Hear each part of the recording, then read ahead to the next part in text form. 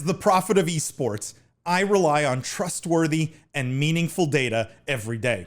Data from our research partner YouGov offers the most complete view of esports fans and gamers in the world, providing context to who they are, what they think, the brands they buy, and things they do. YouGov's connected insights and research services inform strategy at every level. If you're a team, a brand, agency, or rights holder, you should be talking with YouGov. Their partners measure and maximize ROI and are telling compelling stories with data. Visit yougov.com/gaming-esports to learn more. I just want to stick with sort of the Nadeshot 100 Thieves here for a second, because there was another article this week that mentioned him, and what I think is a maybe the hottest take of them all this week by far. And the headline here is, Activision comes under fire from members of Call of Duty esports scene. And I think this is one of the first times we've seen something like this, where this was in a tweet. Nadeshot stated, I'm reading directly here from the article. This is direct quote from Nadeshot's tweet.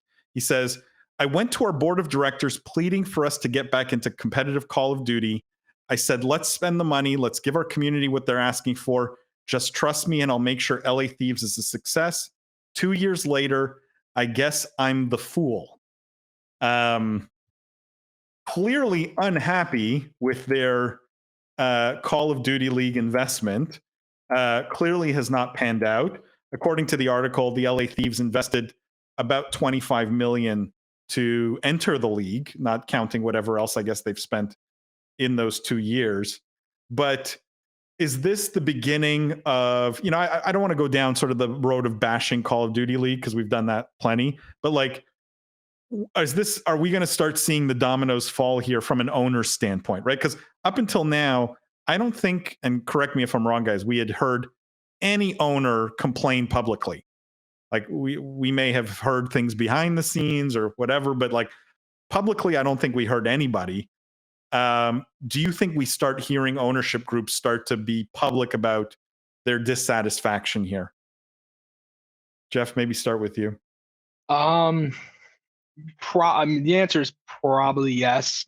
I think one of the reasons why we haven't heard it is because a lot of these ownership groups are, let's face it, multi-billionaires who own other sports teams, and it's just not that high up on their priority list to be terribly concerned, I think, about what's going on with the Call of Duty League. To say something publicly, I'm willing to bet that most of them are having conversations with, whether it's Bobby Kotick or whoever the powers that be are at Activision, pressing to make changes to change the economics. But you're not going to see a Robert Kraft come out and say he just has bigger and more important things to worry about, I think. But it's really interesting from Nadeshot. And it's probably the first time I've heard Paul say something positive about Nadeshot. So it only took him bashing Activision Blizzard to get a somewhat of a compliment from Paul. It took him admitting what the truth, really. I mean, it's let's face it, he admitted the truth. Lindsay, I don't know if you have any other thoughts on this, but we can move on. I have one other sort of Activision story here I just want to connect.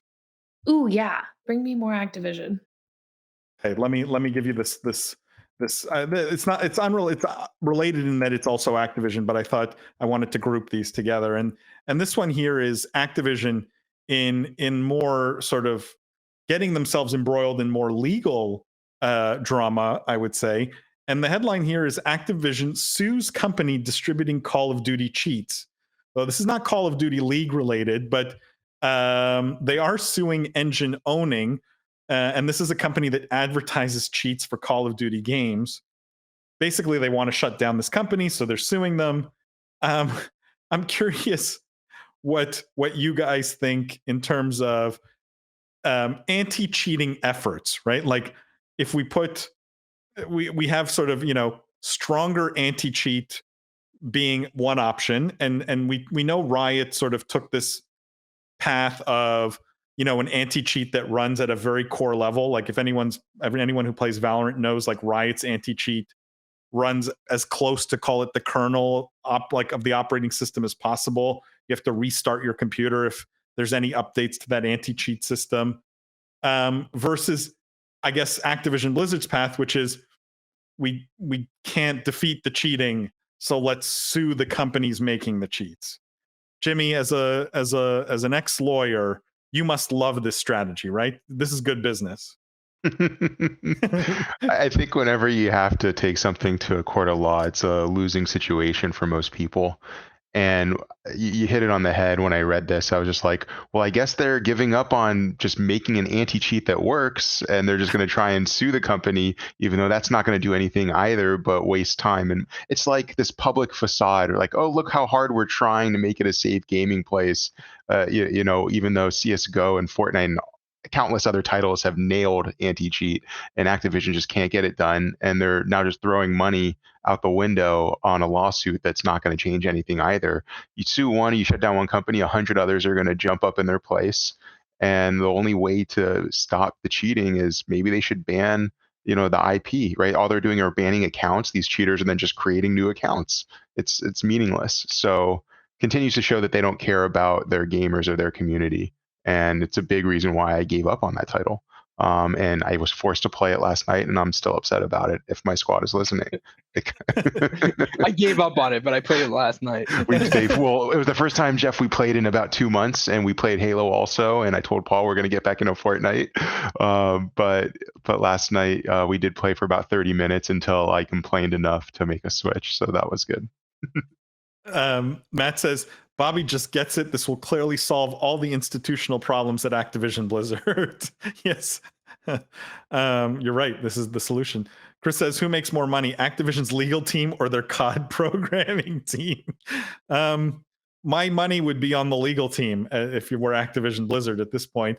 I mean, Jeff or Lindsay, I guess, do either of you believe that this will actually, forget about solving the cheating problem, will this slow the cheating problem? And will we see other companies, you know, use a similar method as a consequence? No and no. Really? Not even 5% better? No. You guys are very bear. You guys are way too bear. You're way too bearish on this. Like, why are you so negative on this? They tried to stop it. They couldn't stop it, so they slow sued. moving things that take forever, and it's gonna. And also, not all of these are even within the U.S. In fact, a large majority of them aren't. That just complicates everything tenfold at minimum. And in the meantime, a bunch of other people can do a bunch of other things to continue cheating in Warzone because none of the underlying structural issues are fixed. True. No, terrible strategy. And I don't think anyone else will sue cheaters. Because most people will just fix the game. Exactly. You guys, I mean, Jeff, I was hoping you were going to be the one sort of. I'm trying to defend it. I mean, I'm not, gonna take this to the hill that I'll die on, here. But like, I think if they've tried other avenues and haven't been able to fix it, then this is not at least they're doing something, right? Like, it would be worse if they were like, well, we just couldn't figure it out and we're going to do nothing because we don't care. I think this is like they've tried, right? They created an anti-cheat software, didn't they? Like, that was something that they were pitching and all excited on. Obviously it didn't work. That's not good, but they're still trying. So I don't think it's fair to be like, they don't care about their players or something like that. They obviously just didn't do a good job developing the anti-cheat software, which is a black mark, but I don't think it says like that they're not trying to fix the problem. That's the exact PR campaign I would run if I was at Activision Blizzard. Look, guys, we're trying. We're not listening to you or doing anything of substance, but we're trying. Well, I mean, look, I'm no Activision Blizzard apologist. It is better than nothing, right? It's one's greater than zero here. It's wasting money on something that's they're never going to get a result from this. It's a good thing I'm not an Activision Blizzard shareholder, because then I might care. To Lindsay's point, you could have spent a fraction of these legal fees in a small PR campaign that would have the exact same effect. And that's, true. We're sorry we tried, even though we're $1 billion company and could absolutely fix this if we cared. True, very true. It's disgraceful. Chris says, Nintendo sues ROM sites who needs new ROM site addresses? I mean, that actually is a great point. If anything, it will help the other cheating sites, right? Which I assume their business will go up as a consequence of taking out whatever this one is. I assume it's one of the bigger ones that they decided to go after.